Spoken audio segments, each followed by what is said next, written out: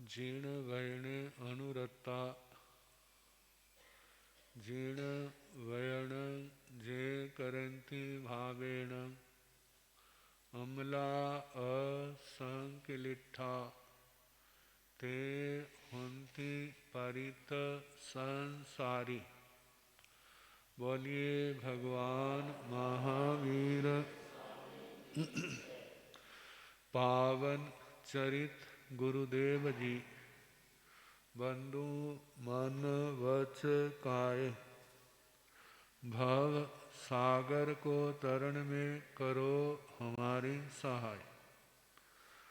जिन शासन जिन वाणी सदा जयवंत हो, श्रवण संग सदा अविचल मंगल हो। मुक्ति को प्राप्त श्रवण भगवान महावीर स्वामी, उनकी परम पावन कल्याणी भागवती वाणी वाचक प्रमुख श्री इंदर भूति गौतमादि गणधर भगवंत युग प्रधानाचार्य परम पूज्य श्री सुधर्मा स्वामी जी महाराज, उनकी परम पावन पाठ परंपरा वर्तमान आचार्य ध्यान योगी परम पूज्य श्री शिव मुनि जी महाराज एवं गुरुजन सबकी पावन चरण सरोज में मेरा अनंत अनंत वार वंदना नमस्कार। उपस्थित धर्म प्रेमी सज्जनों, माताओं तथा बहनों, दुनिया में कई बार आप देखते हैं कितने लोग ऐसे होते हैं जिनके कपड़े धोए हैं तो साफ होते हैं, लेकिन ऐसे लोग भी होते हैं जिनके कपड़े मैले हैं लेकिन उन धोए हुए कपड़ों से ज्यादा साफ है। होता है ना। आप देखो आजकल लगभग बस्तर एक बार पहन लेते हैं, कितनी देर चलते हैं? एक दिन, 2 दिन, 4 दिन कि एक हफ्ता। कहेंगे हफ्ते वाला दिन तो वो समय गया जब आकाश का वातावरण वायुमंडल स्वच्छ होता था, प्रदूषण नहीं था, तो 10-15 दिन कपड़े बिना धोए भी क्या हो जाते थे, निकल जाते थे। लेकिन आजकल कितना प्रदूषण है और उसके कारण से तो ऐसे ही कितनी आत्माएं तो साधारण जीवन जीने वाली, जिन्होंने 18 पापों का जा तो त्याग किया नहीं, किया है तो मोटे रूप में, उनके जीवन में ईर्ष्या समिति भाषा समिति कोई काम नहीं कर, उनमें उसका कोई महत्व नहीं है। लेकिन जिनका जीवन इन 18 पापों को छोड़ दिया, 5 अनुव्रतों को या महाव्रतों को ग्रहण किया है और वो आगे से आगे बढ़ने की भावना रखते हैं, उनकी भावना को पूर्ण करने के लिए भगवान ने जो मार्गदर्शन दिया है 5 समिति और 3 गुप्ती का। चलना कैसे, आप ऐसे चलोगे फिर आपके अंदर कोई भी मैल का कण आएगा नहीं, ऐसे बोलोगे तो भाषा के पापों से बच जाओगे, ऐसे आपका जीवन का खान पान लेना देना ऐसा होगा तो इस पाप से बच जाओगे। और चौथी समिति निक्षेपणा समिति, बताया था आदान लेना और दान देना, रखना और उठाना, ये 4 चीजें, इनमें विवेक रखना। कहते हैं हर जीव जीना चाहता है, कोई भी मरना नहीं चाहता, ये सम्यक दृष्टि का लक्षण है। सम्यक दृष्टि की क्या भावना होती है? सारे जीव जीना चाहते हैं, कोई मरना नहीं चाहता। निश्चय दृष्टि से जिसके अंदर जे भाव आ गए उसके कदम सम्यक्त्व के अंदर आ गए। व्यवहार से नहीं हम कहेंगे, व्यवहार से तब कहेंगे जो अरिहंत भगवानों को मानेगा, निर्ग्रंथ गुरुओं को मानेगा, जो केवली प्ररूपित धर्म को मानेगा, वो हमारा क्या है? व्यवहार में बहुत सम्यक दृष्टि है। लेकिन जिसके अंदर जे नजर आ गई, सारे जीव जीना चाहते हैं, मरना कोई भी नहीं चाहता, इसलिए हमें किसी को दुख नहीं देना चाहिए। सुख नहीं दे सकते तो हम किसी को दुख ना दें। जे सूत्रपात शुरुआत जहां से हो गई। अब आधारशिला कहते, पहले तो नींव खोदनी पड़ती है ना, नींव खुद गई उनकी। जब नींव खुद गई है तो वहां पर पत्थर आधारशिला भी रखी जाएगी, और जिनकी नींव ही नहीं खुदी वो वहां पत्थर कहाँ रखेंगे? कहाँ रखेंगे आधारशिला? जे अहिंसा की भाव आ गई, जे पाप है, पाप से बचना चाहिए, हमें नहीं करना चाहिए, आचरण के रूप में चाहे कभी आए, लेकिन एक प्रकाश की किरण उनके अंदर आ गई है। कहते हैं जे प्रकाश की किरण किसी भव्य आत्मा के ही आती है, और उसका शुक्ल पक्षी होना जरूरी है। जब ये बातें होंगी तो वो आगे बढ़ने का उसका रास्ता साफ होने लगेगा, और ये बात नहीं आती तो बड़ी मुश्किल है फिर। तो कहा कि जब हम बिना यत्न के लेना देना रखना उठाना होता है तो कितनों की कितनी परेशानी हो जाती।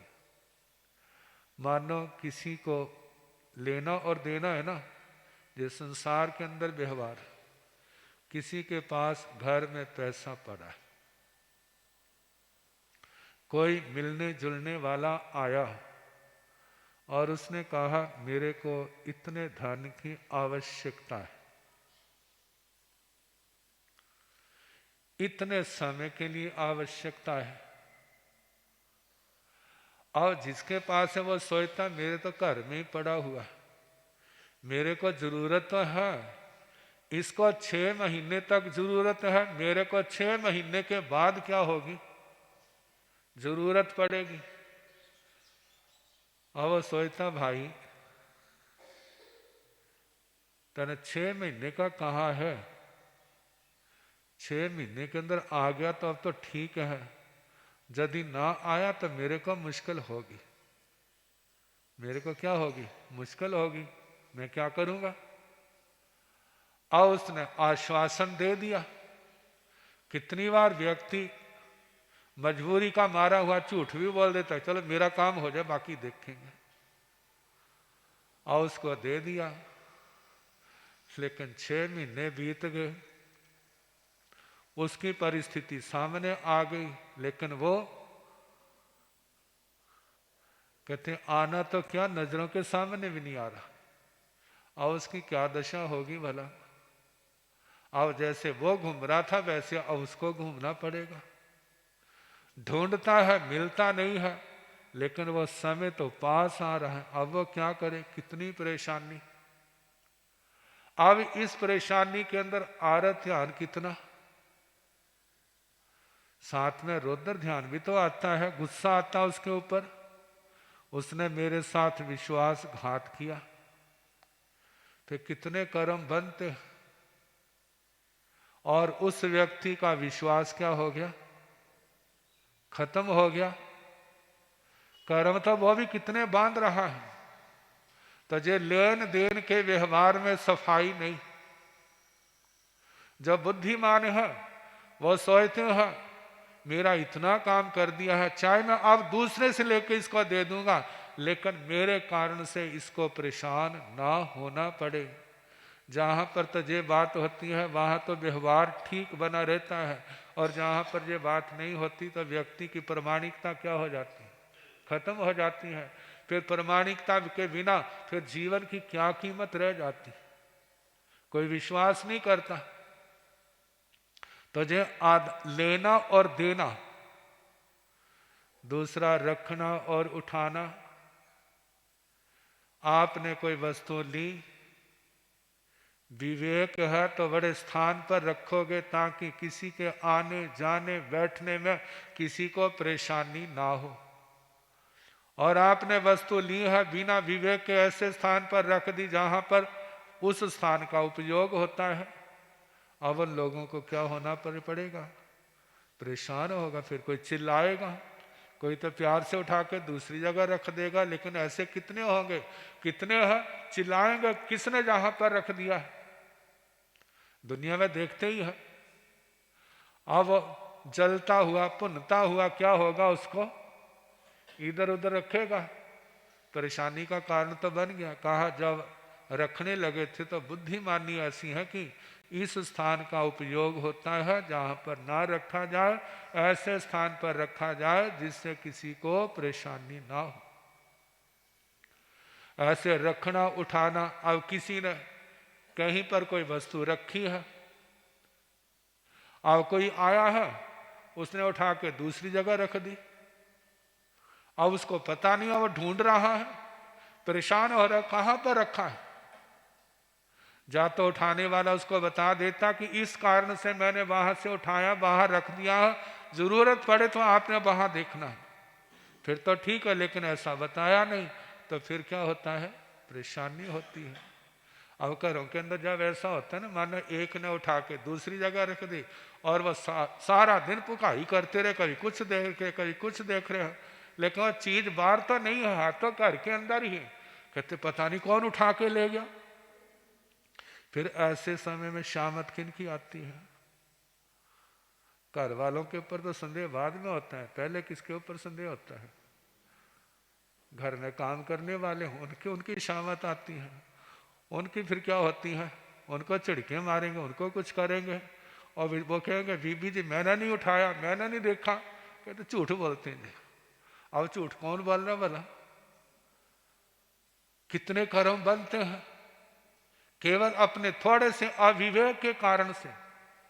तो भगवान कहते हैं जो जीवन की जरूरी बातें हैं जिनका ध्यान रखा जाए तो बहुत असमाधि से हम बच सकते हैं, कर्मों के बंधन से बच जाते हैं।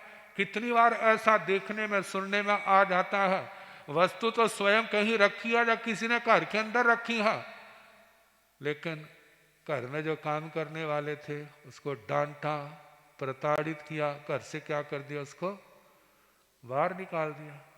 कहते हैं ऐसे लोगों को रखना नहीं चाहिए। लेकिन 2-4 महीने के बाद घर में वो चीज मिल गई और वो जिसको समझ वो पश्चाताप करते हैं, रोते हैं, अरे हमने उसके ऊपर झूठा कलंक लगाया, कितने कर्म बांधे, उसने कितनी बदशिक्षें दी होंगी भला हमारे को। अब ये किस कारण से हुआ है? अविवेक के कारण से। तो भगवान कहते हैं इसके अंदर सारा ध्यान रखना। कहा जाता है साधु का मार्ग तो ये है, भंडोपकरण अल्प रखे, संकोच के रखे, समय समय पर देखता रहे कोई खराब ना हो जाए। कई बार ऐसा होता है गृहस्थों के जीवन में संग्रह वृत्ति होती है, रखते हैं, जरूरत है नहीं, हम ले आए उसको, क्या देख करके सस्ती है, लेकिन जरूरत पड़ी नहीं, घर में पड़ी पड़ी क्या हो जाती है, खराब हो जाती है। कहते वो चीज लाओ जिसकी जरूरत है। लेकिन घर गृहस्थियां हैं, सबकी अपनी अपनी परिस्थितियां होती हैं, अपने लाभ की अपेक्षा से बहुत कुछ करते हैं। लेकिन साधु जीवन में कहते हैं जिसकी आवश्यकता नहीं है उसका संग्रह ना करो, क्योंकि वो संग्रह जो है आपके लिए बोझ हो जाएगा। आपकी साधना का समय जो है, जो समय साधना में जाना है, उन वस्तुओं की देख रेख में साल संभाल में निकल जाएगा। तो अपना स्वाध्याय, अपना जप, अपना ध्यान, ये धर्म क्रियाएं, गुरुओं की सेवा, तो वो क्या होंगी, डिस्टर्ब होंगी, वो परेशानी का कारण बने। तो इसलिए कहा इन सब बातों का ध्यान रखना, अल्प रखना, संकोच के रखना, समय समय पर देखते रहना, ताकि जब जरूरत पड़े तो वही हाथ जाए, कहीं इधर उधर भटकना ना पड़े। भाव से उपयोग पूर्वक ध्यान से काम करना। इन सब का फल क्या है? चाहे समितियां हैं, चाहे गुप्तियां हैं, सब का परिणाम है संवर और निर्जरा। इस आत्मा को पाप के बंध से बचाना और पूर्व के बंधे कर्म क्या होना? उनकी निर्जरा करना, जो इसका क्या है? परिणाम, इसका फल है।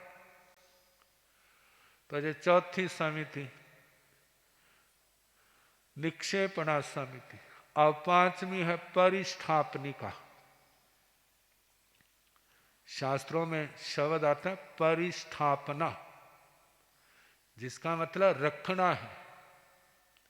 एक होता घेरना, एक होता रखना। इन दोनों में क्या अंतर है?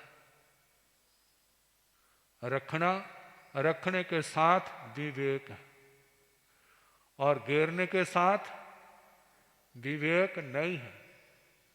कितनी बार लोग कहते हैं, पूछते हैं, जे आपके किताब, जे आपके चीज, कहते हैं हाँ हमारे पड़ी हुई है, और ये कहता है हाँ हमने रखी हुई है। एक कहता है पड़ी हुई है, और एक कहता है रखी हुई है। दोनों में क्या अंतर है? जहां रखी है वहां उसके प्रति आदर है, वहां पर उसकी कदर है, उसकी साल संभाल है, यत्न है। और जहां पर पड़ी हुई है वहां पर आदर नहीं, वहां पर विवेक नहीं, यत्न नहीं, सार संभाल नहीं है। तो कहा जाता है रखना, परिस्थापना। परिस्थापना की विधि है, घेरने की तो विधि नहीं है। आप देखा कोई चीज है ना, ले टाकी खोली और ऐसे घेर दी, और नीचे कोई भाई जा रहा होगा तो क्या करेगा? आपकी उसके ऊपर क्या छाप पड़ेगी? इस घर के लोग कोई सभ्य नहीं लगते, गंवार लगते हैं। इनको इतना भी पता नहीं, रास्ते में गिरे, कोई आ रहा हो, कोई जा रहा हो, उसके ऊपर गिरेगा। मानो नहीं भी आ जा रहा है तो भी ऐसे रास्ते में नहीं घेरना, किसी के लिए परेशानी का कारण हो सकता है। तो कहा जाता है घेरना और परिस्थापना। परिस्थापना का मतलब होता है जय विधि, जहां पर आपने कोई वस्तु परखनी है, रखनी है, तो जे ध्यान रखना घेरने वाली चीजें क्या होती हैं? वो तो घटिया होती हैं, गर्हित होती हैं, उनको कोई पसंद नहीं करता। तो ऐसे स्थान पर ले जाना जी जहाँ लोगों के आने जाने का कोई प्रसंग नहीं है, लोगों की नजर नहीं पड़ती है, तो ऐसे स्थान पर उसको घेरना नहीं, परखना। परखने का मतलब रखना। रखना कैसे रखना? वहां जो देखे आदमी तो कोई नहीं बैठा, कोई जानवर नहीं है, लेकिन वहां पर छोटे छोटे जीवों के आवास स्थान हो सकते हैं, वहां पर कीड़े मकोड़े हो सकते हैं। वो आपको वैसे ऊपर से नहीं दिखाई देंगे, लेकिन जब आप उसके नीचे देखेंगे तो आपकी नजर में आएंगे। आपने बिना देखे घेर दिया है तो उनका वध निश्चित है। कहते बिना देखे घेरा है, चाहे वहां पर जीव नहीं है, फिर भी आपकी अयत्ना है, असावधानी है, संयम के प्रति वो विवेक नहीं है। तो कहा जाता है पहले उस स्थान को देखे, वहां पर जीव जंतु तो नहीं है, पहले तो सारी बातें देखी, गर्हित निंदित अच्छी चीज नहीं है, उसको घेरना है। तो देखे कोई आते जाते तो नहीं है, किसी की नजर तो नहीं पड़ती है। फिर उसके बाद कोई ऐसा नहीं है, फिर देखे वहां पर रखने से, वहां पर डालने से किसी जीव की विराधना तो नहीं होगी। यदि विराधना होती है तो और स्थान देखे, विवेक से परखे। कहा ये यत्न है, ये परिस्थापनी का समिति। जो शरीर के अशुचि पदार्थ हैं उन्हीं को घेरा जाता है। द्रव्य से जहां कोई आता नहीं, देखता नहीं, वहां पर परखे। क्षेत्र से ऐसे स्थान पर जहां पर किसी जीव की विराधना ना हो।